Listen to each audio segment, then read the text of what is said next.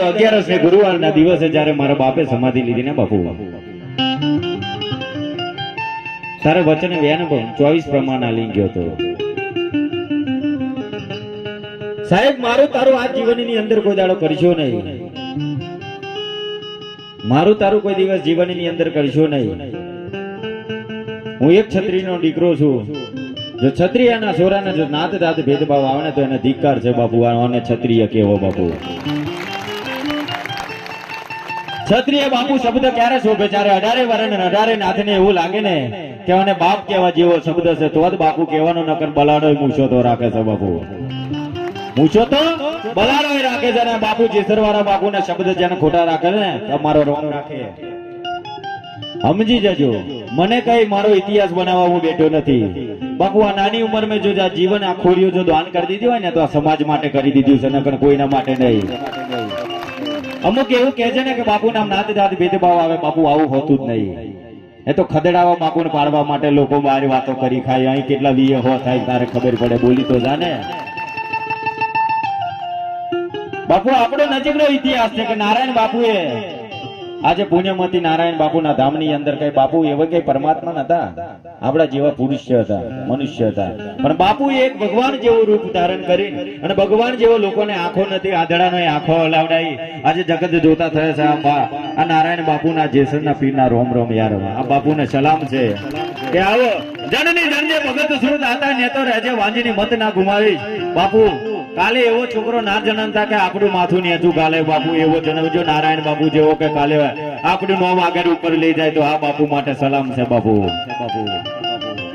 એક જોરદાર નારાયણ બાપુ માટે જોરદાર બે હાથ ઊંચા કરીને જય કરાવ કરજો.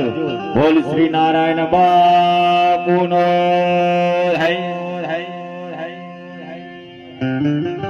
બાપુ. જયારે એવાય પણ એક એડ મૂકવા જતા છે ને એ દૂધ મેં પોરા કડવા વાળા તો એ પણ છે એમના સમાજમાં હશે ને. તારે એમના જમાનાની અંદર પણ હશે ને. આપણે તો આ તો હળહળ તો કળિયુગ છે બાપુ. જોડે બે વળત કદડો ને કરશે બીજાની હોમે શું વાત જોવો છો યાર. આ બાપુના શબ્દ છે ને મર્દ છે હમણાંથી બેઠા છે અને હું તો સત્ય માટે જ બોલું છું. કોઈ દાડો મેં ખરાબ નહીં બોલ્યો. જવણિયા છે કે ગમે તે હું બાપુ તમારા જેવો જ છું ને, તમારો એક ભાઈ છું. મને કઈ મોટાઈની વાત નથી બાપુ, પણ તમે મર્દ છો, હાવજ જેવા છો. આપણે કોઈને નમવાની જરૂર નહીં બાપુ. નમવું હોય ને તો સાથી ઠોચીને કહી દઉં છું, મા બાપના ચરણોની અંદર 4 ધામની યાત્રા છે, એમને પગે પડજો, બીજા કોઈને જરૂર નહીં. આ માઇકોંગલો પગે પડી શું કાંઈ ફાયદો છે બાપુ? જેને મા બાપ નહીં ઓળખ્યા ને જગતની અંદર એને કાંઈ જોયું નથી. આવું મા બાપ માટે બોલે તો પેલા ખટકે. મન નહીં ખબર એ કઈ બાપ નો છે.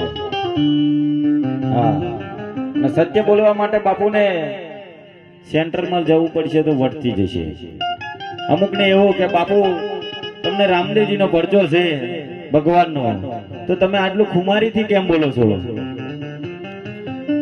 જો બાપુ પ્રેમથી જો સમજી જતા હોત ને તો પાકિસ્તાનની બોર્ડર પર ઇન્ડિયન આર્મી પણ ના મેળવી પડોત. એટલે આ રાણા જીતે છે બાપુ, એટલે પડકારો મારે છે. ભગવાન શ્રી કૃષ્ણ પરમાત્માને પણ સુદર્શન ચક્રની જરૂર કઈ હતી બાપુ? એ તો પરમાત્મા હતો, પણ એમના સતયુગની અંદર પણ રાક્ષક હતો. તારે એટલે સુદર્શન રાખવું પડ્યું.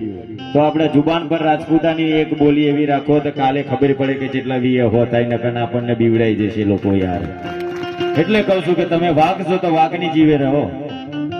હું એટલું જ કહું છું ને કે તમે વાઘ છો તો વાઘની પેટ રહો. તો પેલા ખટકે તો પહેરી લે બંગડીઓ. હું કઈ ના કહું છું બાપુ.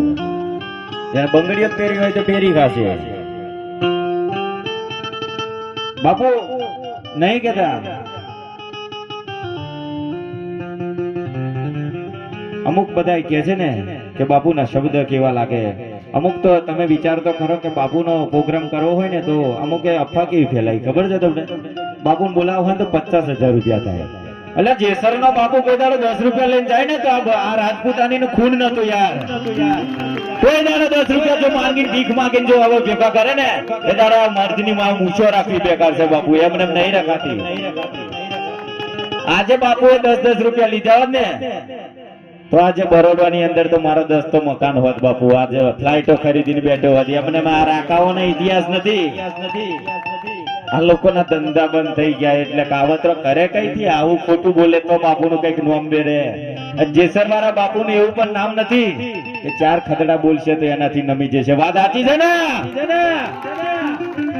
બાપુ જેસર વાળા બાપુને કેમ નમતા શીખવાડે છે ખબર? એમને નાત જાતનો ભેદભાવ છે. આવો 18 વર્ષનો રાજા થઈને બેઠો છે ને એટલે લોકોને ગમતું નહીં. મારા દરબારમાં 18 ના થવાની સાથી ઠોજીને કહું છું બાપુ. જે દાડે 18 વર્ષ 18 નાચ કે કોઈ ભેદભાવ જો મારો સેવક કઈ કરે ને એ દાડે મને કહેજો કે બાપુ તારા શબ્દ ખોટા હતા બાપુ. જેસર મેં આવો ને રાજપૂતાનો કરું 24 કલાક ખુલ્લું છે બાપુ. ફ્રીજ માંથી પાણી કાઢીને પી લેજો. જો મારું માવતર એવું કહી જાય ને કે બેટા તું કેમ કાઢીને પી રહ્યો તો આ ભક્તિ કરવી બેકાર છે બાપુ. એમને નહીં ભક્તિઓ કરાતી. પૈસો માટે તો બધા ભક્તિઓ કરતા છે બાપુ. એક જલારામ બાપુ પણ હતો યાર. પુણ્યના માટે સતના માટે પોતાની પત્ની પણ દાન કરવી પડી. એમને માવો સત્ય હોવો જોઈએ, સમાન પુરુષ હોવો જોઈએ બાપુ.